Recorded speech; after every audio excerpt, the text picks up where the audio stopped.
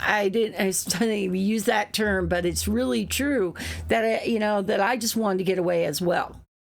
So I ended up taking the ASVAB and only passing like barely, and not even in the field I wanted to do. And I can't even remember now what it was. But back then it was 71 Lima 10. Which is an administration assistant who does the typing, and I'm an awful type. I'm not a good typer. I'm not fast, and so I was when I went to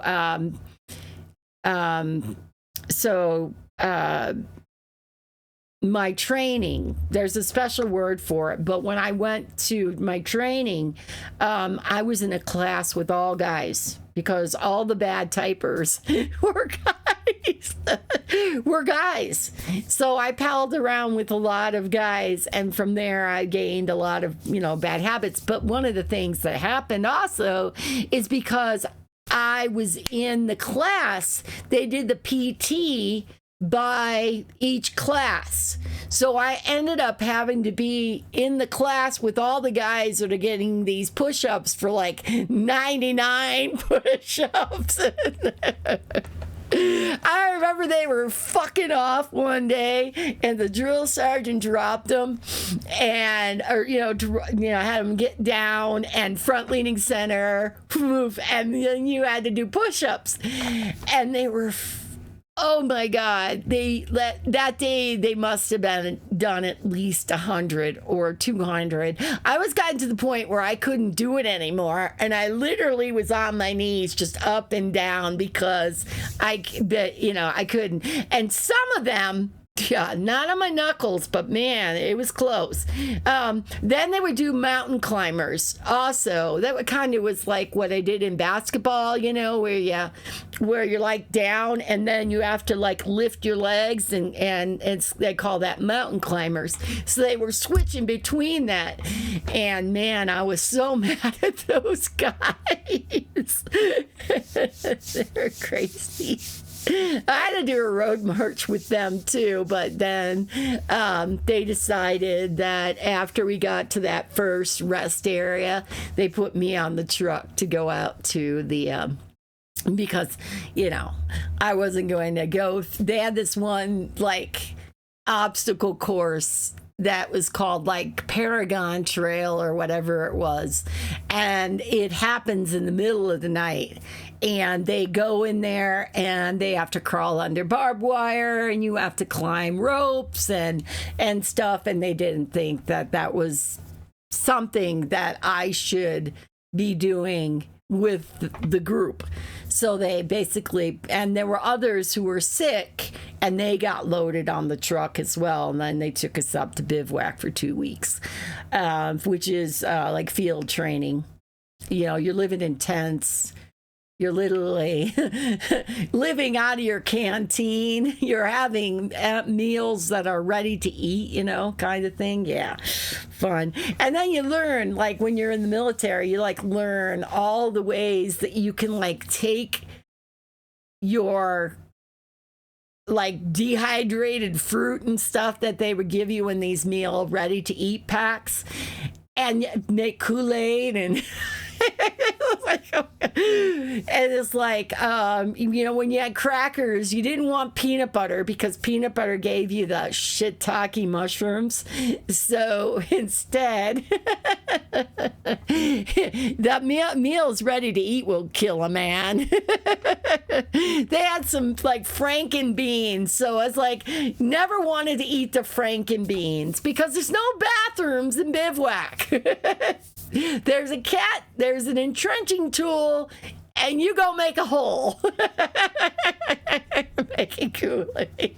Yeah. So I would eat the crackers and just add the jelly packet. And that was what I often lived off of then, because I didn't want to eat the frankenbeanies.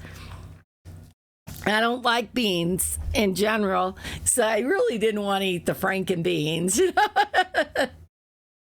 But yeah, that's I don't know why I got off on that tangent, but I did. Oh, M16. So yeah, so we also had a situation where we had to learn how to crawl underneath the barbed wire while holding your M16. Like you had it like in the crust of your arm, so it sat like right here, and you used your shoulders to pull yourself forward and stuff. So, but I'm not nowhere near in the shape I was when I was in the military. I wasn't like tough where I could take somebody down or beat the hell out of them or anything, but I sure could shoot them if that was what I would have needed to do. I knew how to do it, and actually I was an expert batch. It was kind of funny because like I started practicing on like the simulator at night. That was like, you can go do this or you can go do the simulator gun thing. And that's what I ended up doing. And so it started becoming where I was able to anticipate my targets and stuff. And so I got a 36 out of 40 in our pre-qualifications, and then I did it again in another qualification round, and my drill sergeant was so excited because he was like, I know she's one of the best shots in the company. Which was not saying much. Which was not saying much. I think I got a 38 out of 40 in the second qualifying round, and that's why they were talking me up, but I was so nervous. But I got a 36 out of 40 on my drill sergeant. What is your major malfunction, I love that. I do like that movie. That's why I think it's awful the way that the sergeant raised that guy so bad that he finally flips. And, he's like, this is my rifle, this is my gun, this is for pleasure, this is for fun. And he can't stop doing it. Anyway, she wants me to go back to the game, I'm pretty certain. But yeah, that was, it taught me patience. Yeah, it taught me patience. It taught me teamwork. It taught me that to be conditioned, because they literally, who was the actor that played the crazy dude? I don't know, but I tell you what, IMBD will. Let's see, Full Metal Jacket.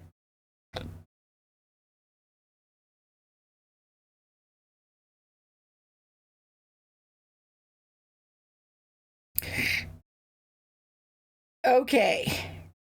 Wow, these guys are getting so old. It was Vincent D'Onofrio. Yep, he played Leonard, and that's exactly. I didn't realize that was him. He's the one who shoots the sergeant major. Yeah, Vincent D'Onofrio played in Criminal Order, right? And Law and Order, Criminal Intent. Didn't I realize that was him? Yeah, all these dudes, man. When does this movie come out?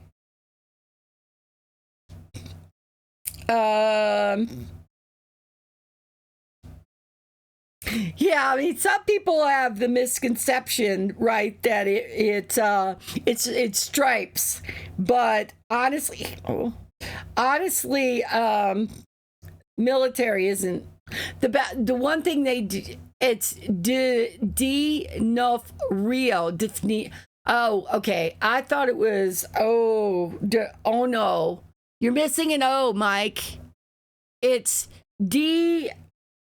Hyphen O, but I could see it pronounced D'Onofrio.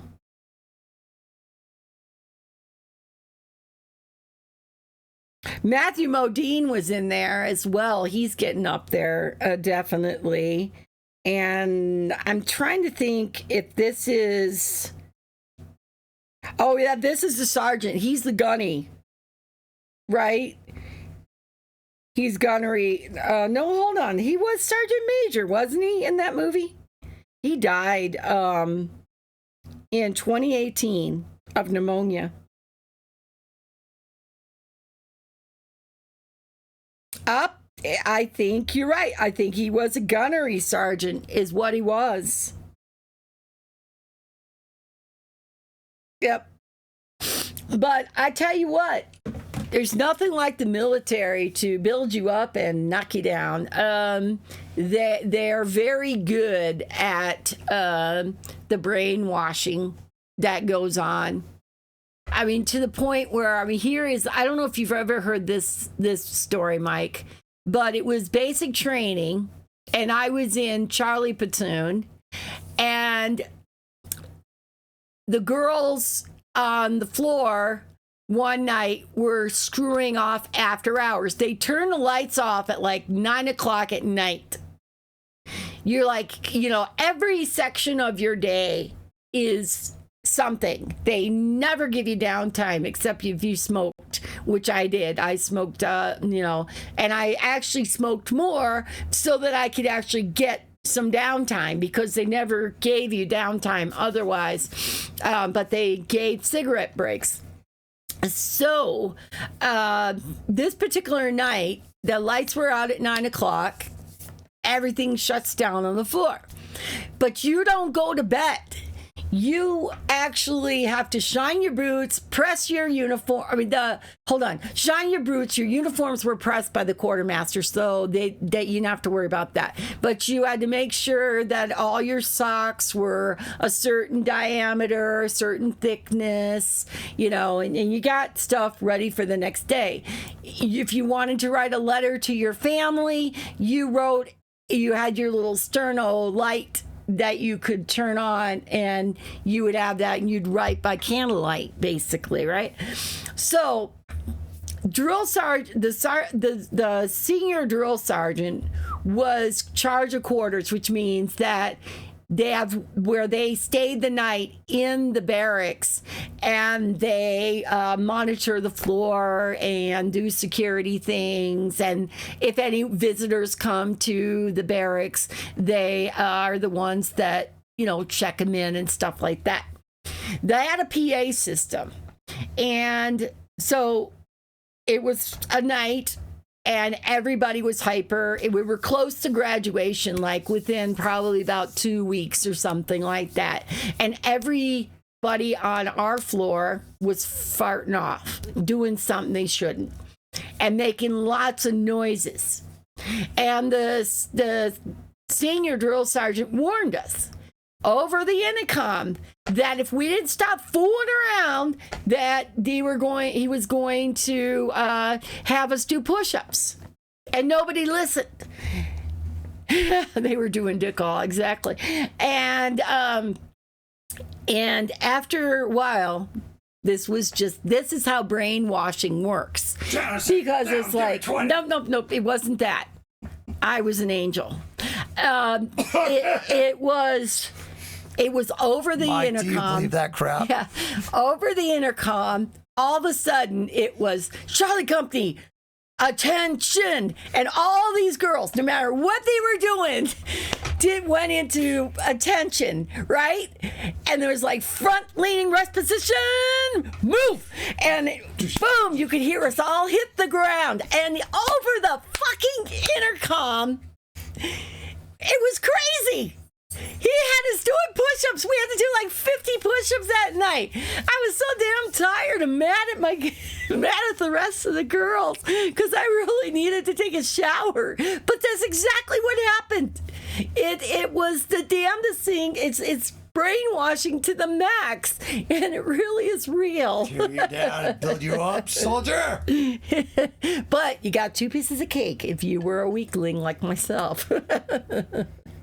Need to build up the muscle. I was like, I don't see how they should give you some more like protein or something. Breakfasts, were eggs and What is bacon. your major malfunction, numbnuts? It was bread, I mean, you know, like biscuits and southern gravy, and it was, you could count on a good breakfast. I if you heard were my on dad, post. he bulked up too. He Robert gained like did. 20 pounds of Robert muscle or used to something. be like really super skinny. He was a rod. I could, And- I could see those like early pictures, and I can Yeah. imagine that. Yeah. And so the same thing, you know, and he was at Fort Knox for his basic. So they're even meaner. Fort Dix is where I went, but yeah.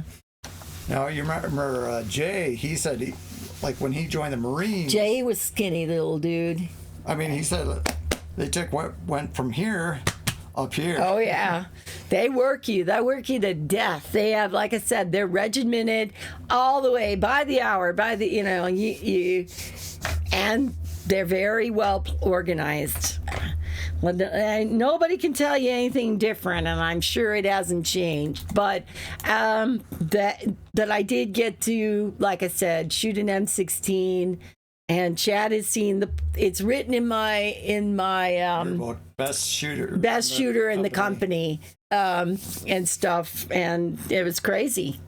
It was just but I don't think I could do it now, and I don't like guns, so I don't want one.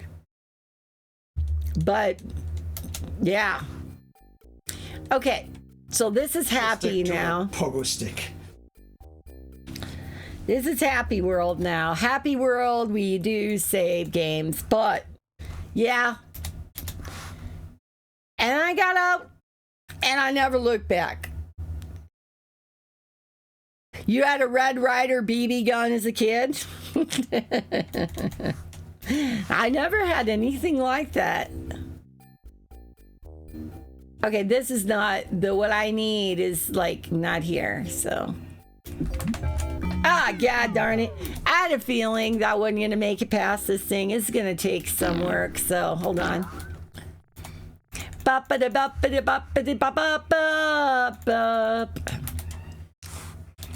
All right.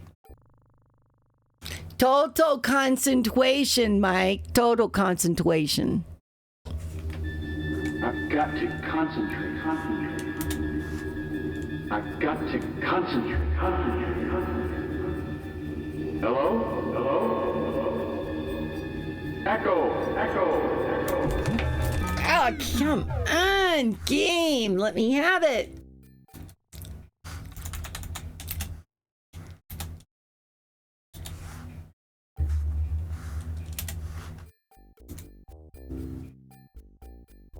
I don't mind sharing or anything. It's just, it was the way it was back then.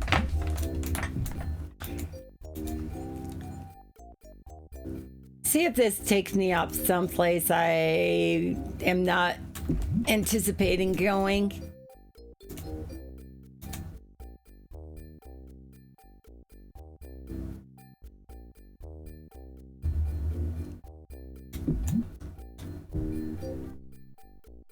Okay, I think I am going to save here. Hold on.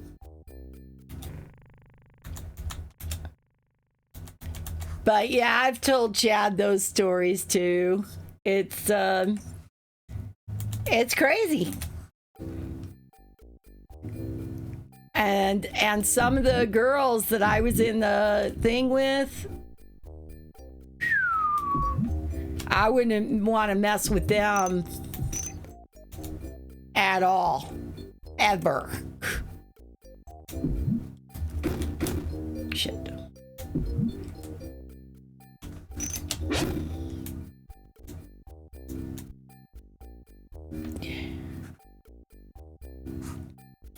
Because they definitely were some tough, they were some New Jersey, New York girls, and holy God, were they mean.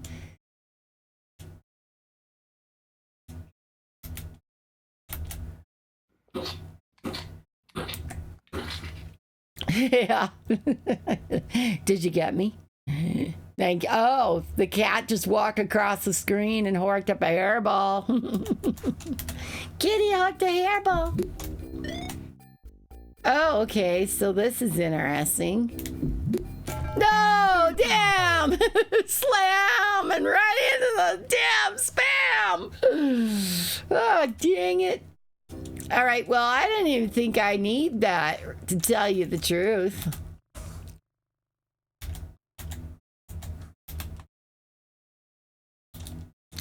But I am definitely not staying on too much later tonight. Yeah, I definitely have the option to play, you know.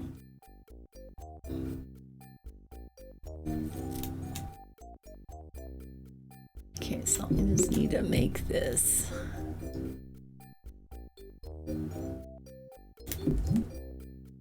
No, Billy Blaze, I didn't want to go up there.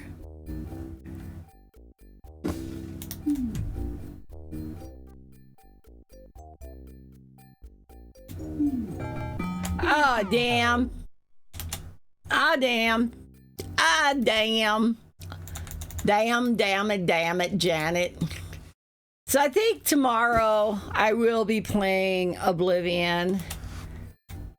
Return back to the world of Oblivion.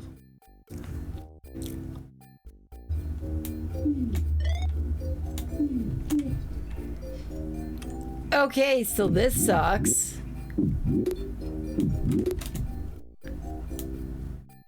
Yeah, I told my son, not Doom, but B, that he, well, you know, he should definitely play Oblivion. Okay, so we got this crazy ass bird.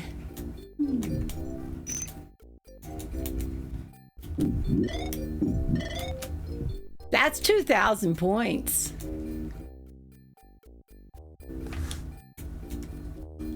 Hold on. Shit. Okay. So what else is the purpose for this?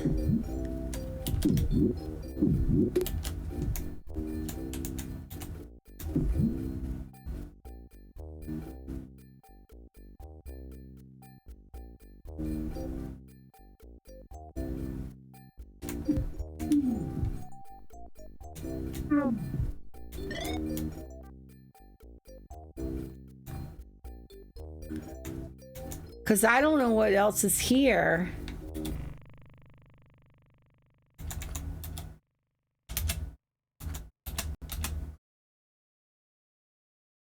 Just in case I did something wrong.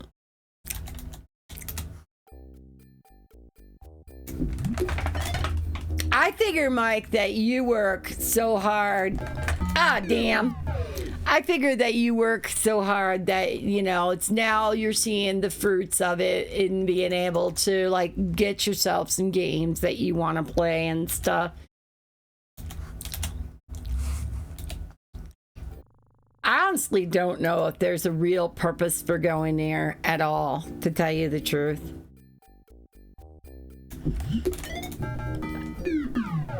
Except dying. It's probably a gem. You know, it's probably a freaking gem. Now that we're here.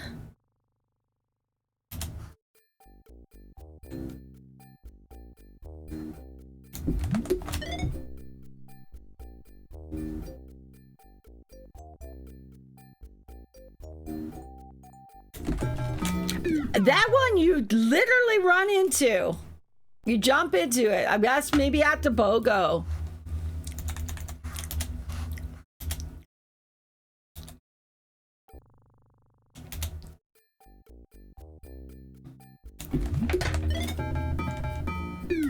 If I could just see it on the other side, I could tell. It's not where I want to be, but at least I'm somewhat playing when I can. Yes. See, that was all to ever and myself including, ever thought that would be at least something for you, and something that you can look forward to, and it's because like you're like me and you only have like some of these hobbies, and for me it's gaming, gardening, and giving. Those are my 3 hobbies. I give to my family, I game when I want to, and I garden, which, and I die in all parts. 2 of them, I die. Or I cause death. Now, guess which 2? It wouldn't be giving, but it would be gaming, and it will be gardening, because even though I garden, I don't have a green thumb. I have a gray thumb. I have an, oh my God, I can't believe this actually grew thumb. It's hilarious, really. All right. I feel like this is where we need to be.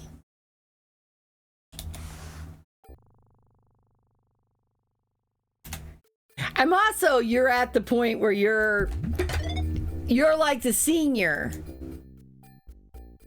Okay, now this is gonna jump right in. I'm tired of doing this scene, so I'm gonna save the game now that we're here.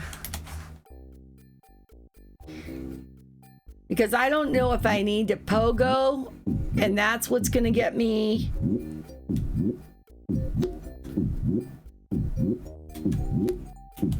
I'm not so sure that pogo is gonna work. Yeah, but see, that runs right into it. Not even there 10 months and that you're the senior. Yeah, you've already been in charge. And you're starting to see the benefits of that, which is why you feel like, why you now you can gain.